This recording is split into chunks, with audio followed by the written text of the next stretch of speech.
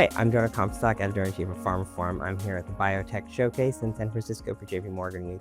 I'm joined by Laurent Audaly with Prive Bio. And we're going to talk a little bit about the cardiometabolic obesity space and the work you guys are doing, right? Yeah, great. Thanks for having us. So first, maybe starting with the big picture, cardiovascular diseases, cardiometabolic disease is still the #1 killer in the world. It's not just a US problem, it's just a worldwide problem. Just to put out some numbers out there, you got 1 billion people that are obese, you got 500 million that are diabetics, and every year, unfortunately, 20 million people across the world die from cardio, kidney, metabolic diseases. So that's the space we're operating in. We pay very close attention to obviously the GLP-1s, the incretins, the dual, triple Gs, as they were sometimes called.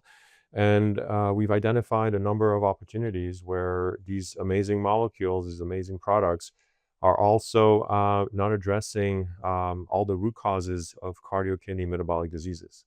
So where does your product come in, or your product line? Yeah, for sure. So it all started with patient data, patient samples, and really understanding the root cause of cardio, kidney, metabolic diseases. And we put together some unique data sets. We put together some unique samples.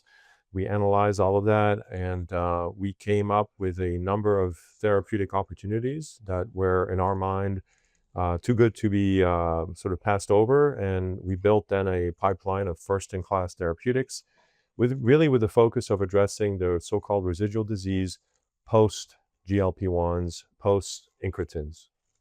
Interesting. So you really are kind of how long have you been in this field? Because GLP-1's not that new, right? Right. So my original training was actually with the American Heart Association. So after my PhD, I did a fellowship with two amazing individuals, Tom Kaufman, Oliver Smithies, and many other incredible mentors down in North Carolina, focused on cardio, kidney, metabolic diseases. So that was a couple decades ago. And then after that, I went into pharma and started to focus on other things. So in many ways, this is going back to some of my original training. And then really coming in some way, I would tell you, agnostic to what was happening in the GLP-1 space, where, the products that we've built can come on top of any GLP-1. We're not necessarily tying ourselves to any one GLP-1 or dual or triple G.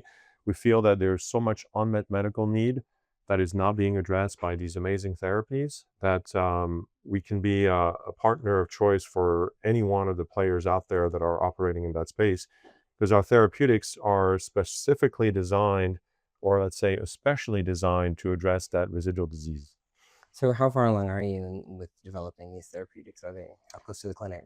Yeah, so we're getting there. We're about a year from the clinic-ish, and that, of course, presumes the right funding and market conditions for us to get into the clinic. But we have a very clear plan on what is it that we're going to do once we get into the clinic. JP Morgan has been an amazing opportunity this year for us to come and present our story and to learn from different stakeholders.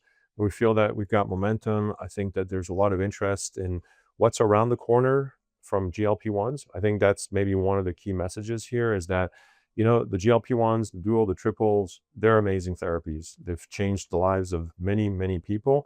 But the reality is there's a lot more that we can do to address this residual disease in the cardio, kidney, metabolic space. And that's where we come in. Fortunately for us, so far, we seem to have a unique position in that space with our pipeline, but also we've got multiple pillars. We've got a diagnostics pillar. We've got a algorithm pillar, which allows us to predict who is more or less likely to develop heart failure or kidney disease, which are the two indications that we're going after. Great. Well, thanks so much for chatting with me. Of course, thanks for having us.